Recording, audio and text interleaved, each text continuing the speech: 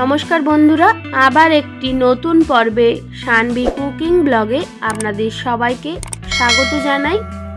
আজকে আমি মাত্র দুটো আলু আর সুজি দিয়ে একটি অসাধারণ স্বাদের ইভিনিং স্ন্যাক্স রেসিপি শেয়ার করব। এটা দেখতে যতটা সুন্দর, খেতেও কিন্তু অসাধারণ হয়। যদি বাড়িতে এখনো কোনোদিনও এই ধরনের রেসিপি না বানিয়ে থাকেন তো একবার বানিয়ে দেখবেন।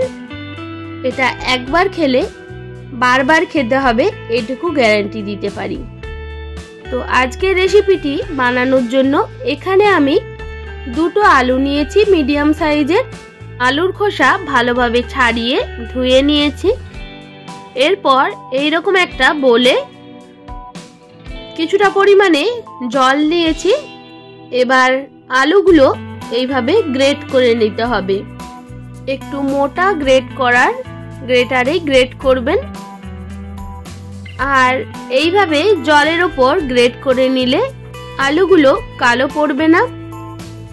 এইভাবে আমি দুটো আলুই গ্রেট করে নেব।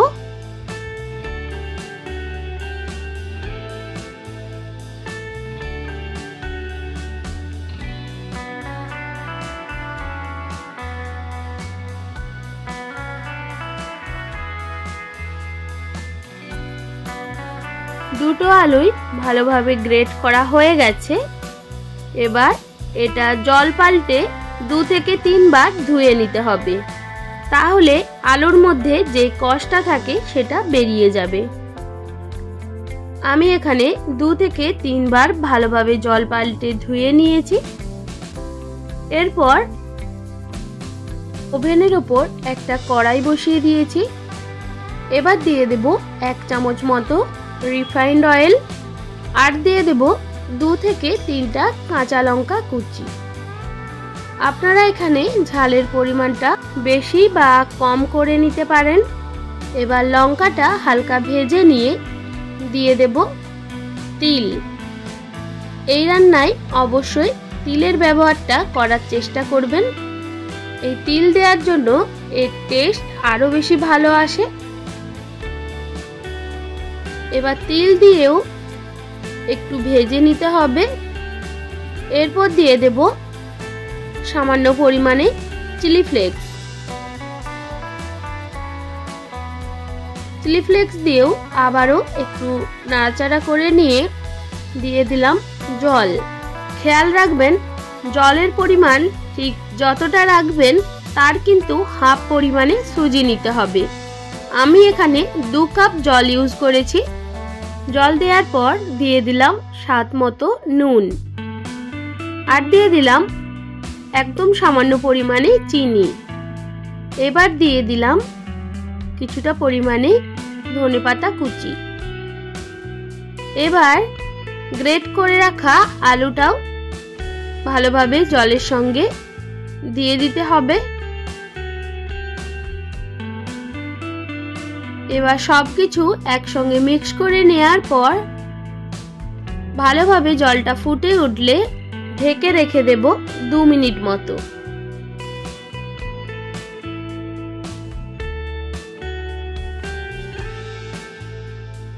ফিরে আসলাম 2 মিনিট পর।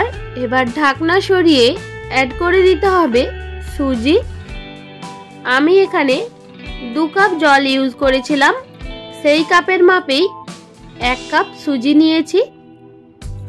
সুজি দিয়ে খুব ভালোভাবে মিক্স করে নিতে হবে। তবে আপনাদের যদি সুজি একসঙ্গে দেওয়ার পর মিক্স করতে কোনো রকম অসুবিধে হয়, সেক্ষেত্রে সুজিটা একসঙ্গে দেবেন না, অল্প অল্প করে সুজি দিয়ে মিক্স করে নেবেন। সুজি দেওয়ার পর খুব তাড়াতাড়ি এইভাবে মিক্স করে নিতে হবে, যাতে সুজিটা কোনো রকম গোলা না পেকে যায়। এইভাবে মিক্স করে নেওয়ার পর আবারও 1 মিনিট মতো ঢেকে রেখে দেব। তারপর আবারও খুব ভালোভাবে এইভাবে মিক্স করে নিতে হবে। যখন দেখবেন কড়ার গায়ে আর লেগে যাচ্ছে না, একটা শক্ত ডোয়ে পরিণত হচ্ছে, সেই সময় কড়াই থেকে নামিয়ে নিতে হবে। এবার এটা রেস্টে রেখে ঠান্ডা করে নিতে হবে। একবারে কিন্তু ঠান্ডা করা যাবে না, হালকা গরম থাকা অবস্থায় এইভাবে ডলে ডলে একটা ডোয়ের মতো বানিয়ে নিতে হবে।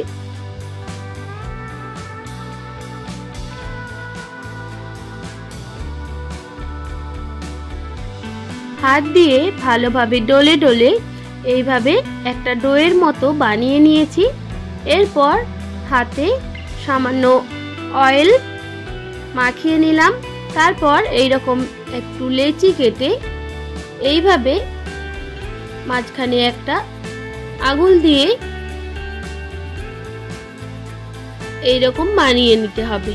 আমি আবারও একটা দেখিয়ে দিই। এইভাবে লেচি কেটে প্রথমে গোল করে পাক দিয়ে দেবেন। তারপর এইভাবে হাতে করে এইভাবে বানিয়ে নিতে হবে, ঠিক যেমন মেদু বড়ার হয় সেইভাবেই বানিয়ে নিতে হবে। তবে এইভাবে যদি আপনাদের বানাতে কোনো রকম অসুবিধে হয় তাহলে আপনারা যে কোনো আপনাদের পছন্দ মতো শেপে বানিয়ে নিতে পারেন।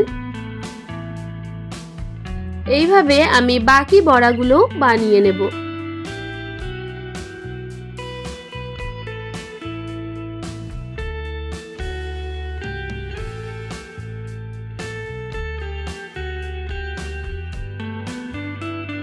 আমার এখানে সব বড়াগুলোই বানানো হয়ে গেছে,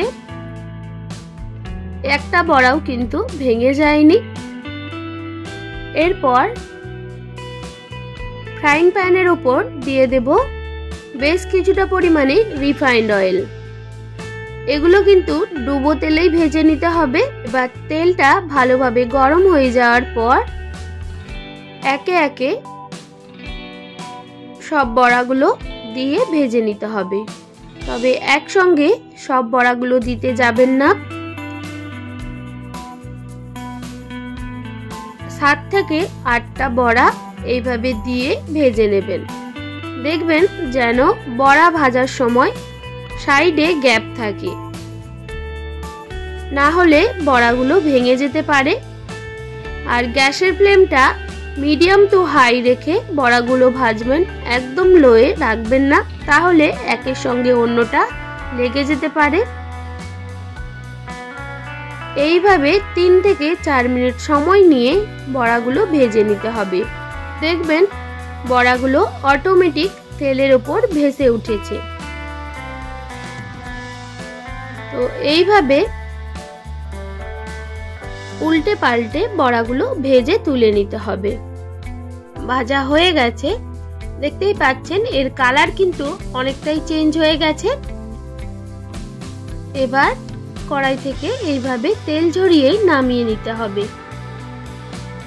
এইগুলো কিন্তু একদমই বেশি তেল টানে না, আপনারা নিশ্চিন্তে বাড়িতে বানাতে পারেন। বাকি বড়াগুলো এইভাবে তেলের মধ্যে দিয়ে ভালোভাবে ভেজে নেব। তেলের মধ্যে দেওয়ার পর সাথে সাথেই খুন্তি দিয়ে নাড়াচাড়া করবেন না, তাহলে ভেঙে যেতে পারে। এগুলো অটোমেটিক ভাজা হয়ে যাওয়ার পর তেলের উপর ভেসে ওঠে, তারপর উল্টে পাল্টে ভেজে নিলেই হবে। এগুলোও ভালোভাবে ভাজা হয়ে গেছে। এবার গ্যাসের ফ্লেমটা বন্ধ করে কড়াই থেকে নামিয়ে নেব। আশা করি আজকের রেসিপি আপনাদের ভালো লেগেছে। আপনারাও এইভাবে বাড়িতে অবশ্যই বানাবেন। এটা আপনারা বাড়ির বাচ্চাদেরও বানিয়ে দিতে পারেন। দেখতেই পাচ্ছেন এটা কতটা মুচমুচে হয়েছে। আর আপনারা এটা ইভিনিং স্ন্যাক্স হিসেবে চায়ের সঙ্গেও খেতে পারেন। দুর্দান্ত হয় খেতে, আর খুব অল্প সময়েই বানানো হয়ে যায়। আজকের রেসিপিটি ভালো লেগে থাকলে একটি like, comment, share and subscribe করে পাশে থাকবেন। আর বেল আইকনটাও অবশ্যই প্রেস করে দেবেন, যাতে নিত্য নতুন রান্নার ভিডিওগুলি আপনাদের কাছে পৌঁছে যায়। একটা বড়া আপনাদের হাত দিয়েও ভেঙে দেখিয়ে দিই। দেখুন এটা ভেতর থেকেও খুব ভালোভাবে ভাজা হয়েছে।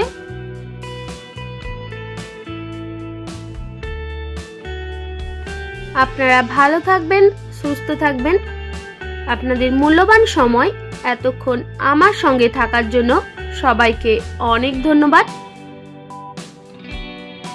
দেখা হচ্ছে আবার নতুন কোনো রেসিপির সঙ্গে।